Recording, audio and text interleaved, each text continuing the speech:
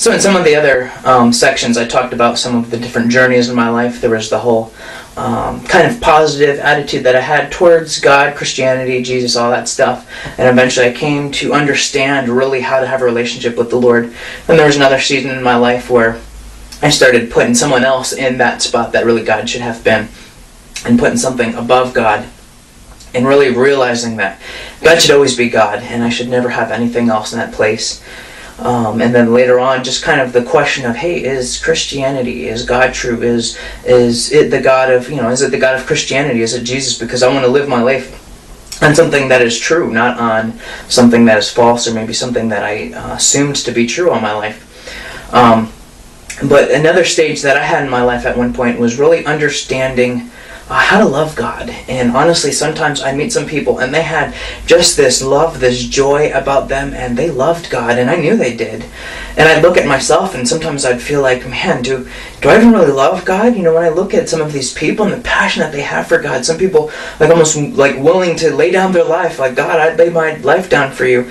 And just being like, I felt sometimes that like I've felt that way about people, but this is God, and shouldn't I love Him more than anything else? But why do I sometimes have a problem really loving God? And I remember at one point, I'd even talk with some people and be like, hey, you know what? If you told me to move this from here to here, I could do that. It's a motion. I do this, and I do this. But to say to love, how do you command something like that? The greatest commandment, Jesus said, was to love the Lord your God with all your heart, soul, mind, and strength. Now, hey, I'm with this, but love? How do I make myself love? And love your neighbor as yourself. So I had a hard time. It's like, God, how do I make myself love you? And sometimes I felt bad because it's like, God, I almost wonder, like, gee, where do I stand? Do I even love you? And if I don't love you, like, what does that mean? Do I even have a relationship with you? And honestly, I think basically what it came down to was that I didn't understand the love of God first, and I needed to understand that first and foremost. So I remember there were some seasons in my life where I was just praying, God, like, hey, I see how so-and-so and so-and-so loves you. God, I want to understand that. Like, and I would almost try to figure out in my mind, like, what do I do? Obviously, there were certain times where it's like certain sins I would see in myself, and I'd get hard on myself and whatever, and sometimes I'd have a hard time believing that God could love me and all this stuff, and I'd complicated everything. Well, then there was a season in my life where all of a sudden it seemed like God showed up out of nowhere, and I felt like Alice just following the rabbit down the rabbit hole. And I was like, what is this? Where are you leading me? And I'd say, God, do I go left? Do I go right? And a lot of times, boom, like out of thin air, like there'd be this answer that happened. And it was during a time when I really had feelings for someone, and I'd ask God, what do I do about this? And every time that I questioned, all of a sudden there's this door that opened, and I started following it. And I had these feelings for someone like I've never had before. And I know I taught sometimes in life about agape love and different forms of love and stuff like that. But I feel like I was one who could never really actually talk about love, because until you experience certain things, there's no way that you could ever teach someone about it. So for example, imagine that you've been born blind all your life. Okay, you've never seen anything. You've only touched stuff. Or to explain to someone colors. How do you explain colors to someone when you've never seen colors yourself?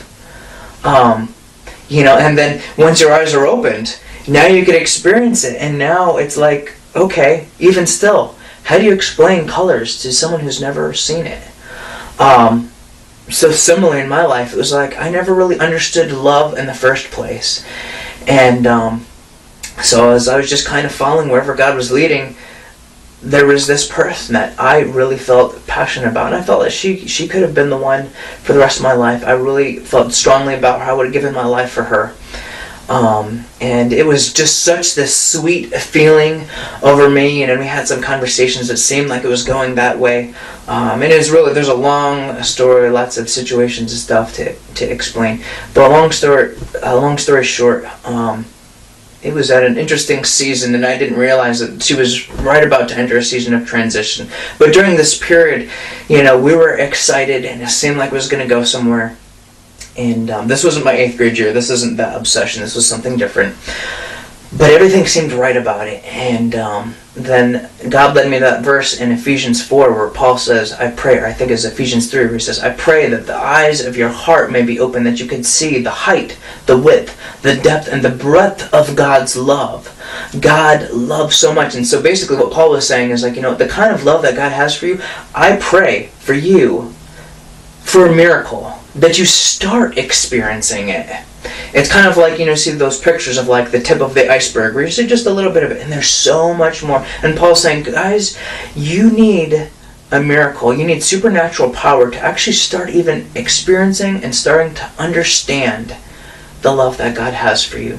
And so while I had all these feelings for this person, it was someone who I knew so much about her, and a lot of times she had the hardest time receiving that from me. And so it was interesting. It was like I was on the other end of things, and as she would speak sometimes, it was almost as if God was reminding me of some of the things that I would bring to him. So she'd say things like, how could you know everything about me and still like me?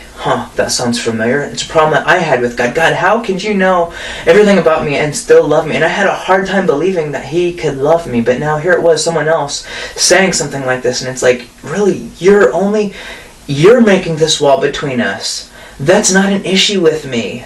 I understand these are certain things that you've wrestled with, but I care for you. I really care for you. And so if this is not an issue for me, don't make it an issue. Don't make it something that makes it hard for you to receive the way I feel about you.